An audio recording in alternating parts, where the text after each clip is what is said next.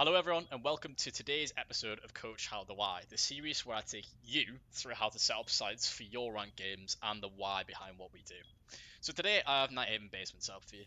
Nighthaven's becoming a lot more popular of a map with ranked players since the map has been ironed out in pro play. It's a great map with a lot of variations in setup, but a default has been established for ranked players to use.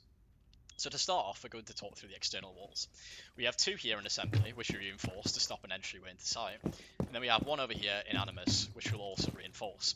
So as a top tip, make sure we're also always making holes in the wall, either with a shotgun or a high destruction weapon, and this allows us to hear sound better on the other side of the wall. So if a maverick comes to breach, you hear that little blowtorch just before he actually starts popping it. So for the remainder of basement, we're going to look to reinforce walls which allow us to better hold our position once the walls are open.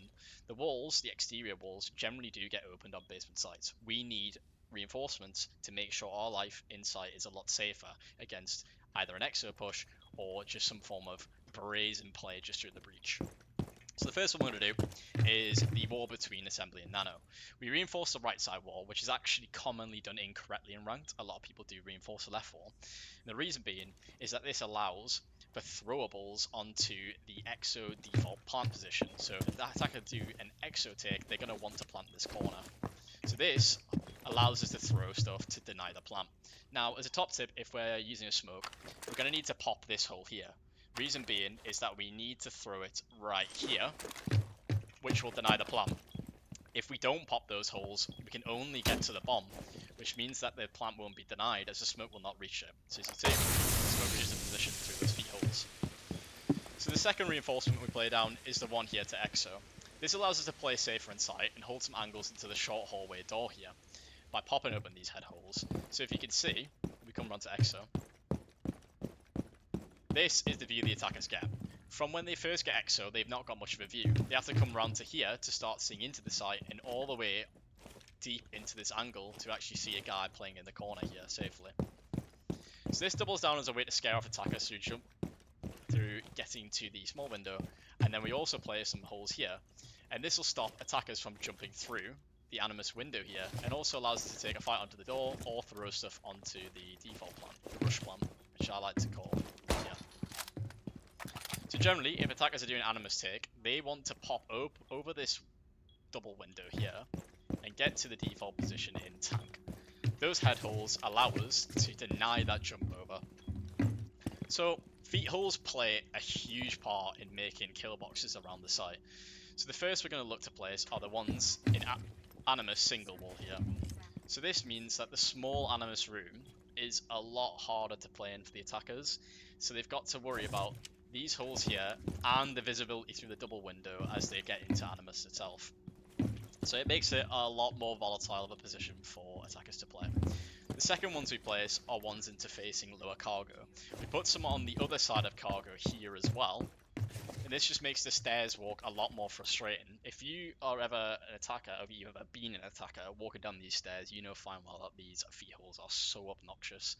So what I like to do as well is play a little rotate here, and what this does is it opens up late round players. So generally as defenders, you don't really want to push from the same position if you're trying to deny a plant and kill the guy holding the plant. This allows us to have another way to push through, and it just gets a lot more on the mind of an attacker. And say even if you're in a 1v1 where the attacker has to plant behind this tank position here, it gives us another way to move through to deny the plant. Now, similar to Clubhouse, this site has hatches we want to reinforce to reduce entryways into key areas around site. So these hatches just now aren't as oppressive as Clubhouse, with them granting a lot less control than say Kitchen Hatch or Moto Hatch on Clubhouse. So there's one hatch here in Cargo. There's one here in Warehouse which drops into Animus. And there's another one all the way through in Vending. So we're going to want to reinforce all of these hatches. Now, on this basement site, given how vertically destructible it is, we can't just win by sitting inside. If you look, you see just sheer how much wooden floor there is above these sites. We can't just sit safely inside and play a bunker. So my recommendation with the two remaining reinforcements we have is to reinforce these two ones in the freezer. And this will allow us to play the vending stairs and stop a fast exo push and also keep our guy a little bit safer. Now, you're probably thinking, okay, right, this guy can't see the window, and if he does, he has to peek and be exposed to the window. Well, he doesn't need to see the window necessarily, because we can play vertical below in EXO, which a defender could stare up and stop a guy jumping in the window here. So this makes our vending stairs player a lot safer, and it also supports players who we are going to have to play on the mid floor to prevent them from just taking vertically safe. So if you pop open this hatch, you can either play a guy above in server, you don't need to, but even this hatch being open by itself is just enough to kind of put it on the attacker's radars that something could happen by a guy playing above, dropping down and starting to pressure into the storage through these holes we make here. Or we could play a guy actually in storage or CC just to contest the vertical. Now we can make the guy in storage or anywhere on the mid floor's life a little bit easier by popping vertical holes from assembly onto this window here. Now, just note that as a defender, attackers are a lot more switched on in high ranks, and they will rappel upside down on this window here to try and get an angle down into this to catch anyone slipping who comes to the angle late. So the winner of the fight on this angle here is always going to be the guy who's holding first. So if you're a defender returning to this angle for the first time since earlier in the round, just make sure you're doing some form of like maybe run back and forth just to make sure that you could see a guy on here, draw out a few shots, then you know fine well that he's holding you and you shouldn't peek it.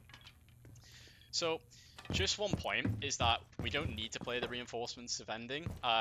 There is a little off strat, which I kind of wouldn't recommend for a ranked scenario, but just to keep it on your radar, is reinforcing these two walls here. And that allows you to play a shotgun on these cargo stairs, which with a smoke is pretty oppressive. You can kind of isolate one fight at a time. Now, this is popularized a little bit by M86 Invitational, if memory serves correctly, but it's a really volatile position in ranked play. It requires a lot of coordination and trust in your other players around the map to actually pull this off. So I wouldn't recommend this in a ranked situation. If you are playing in a stack, you want to try something new, have a bit of fun, or you're playing competitively, give it a shot, see how it works. But if you don't reinforce these two walls, which I wouldn't recommend, is you should pop holes here and a rotate and head holes here through into storage. Now what happens now is that the attackers, if you think about it, if you're playing vertically above assembly here, you have to worry about a guy coming up the cargo stairs. You have to divert attention to make sure you're not just going to get shut down as you kind of move around. So combining this with C4s below means attackers don't really ever feel safe when they're trying to get through their round checklist. They always have to do something to worry about cargo and a guy below trying to see for them. So if we're going to play a lurker, like I said before, we either want to play top floor with the hatch popped or a guy in a death spot in storage. So we've got all this support from, we've got the vertical holes here, we've got a guy potentially bending, we've got a guy potentially coming up cargo stairs, holding this angle, this long angle. This just makes the guy a lot safer, and he can play for a little bit more than just a one-for-one trade. So that wraps up basement. Some key takeaways to playing a successful defense are to keep the walls downstairs closed if possible for as long as possible. And that's through playing electricity such as Bandit and Bandit Tricking and Cade. So we'll also have that little sound notification if there's a Maverick by hearing the blowtorch through those holes we made through the wall to get sound to come through better. Just one thing to note is that attackers do like playing a strat where Glaz will smoke off holes that Maverick's making, and he can peek straight through into that assembly and deep into Nano. Just be careful, you will hear it in advance because you do have them holes. Get into a position where you're not seen from the breach and just let them waste their time looking through there. So thank you everyone for the time today. I hope everyone has a great weekend, and just stay tuned for a bank top floor video coming soon. Thank you very much.